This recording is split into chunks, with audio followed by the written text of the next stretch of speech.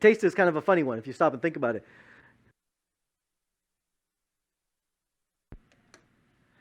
Taste is a funny one because the taste, it's kind of like your mother, right? Your mother's cooking. Look, I want to sit and say mom's cooking. How many people loves mom's cooking? Everybody says, I love mom's cooking. Mom's kitchen, mom's kitchen. Mom's kitchen's the best. Even, how can everybody's mother be a great cook? I just want you to think about that just for a second. How can everybody's mother be a great cook? They can't. But here's what happens. This is interesting. Fun fact for you is that when you actually eat as a child, your oxytocin towards your mother, it goes up.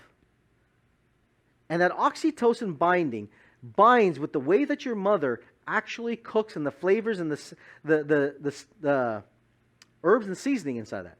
And when that happens, you now become addicted to those flavors.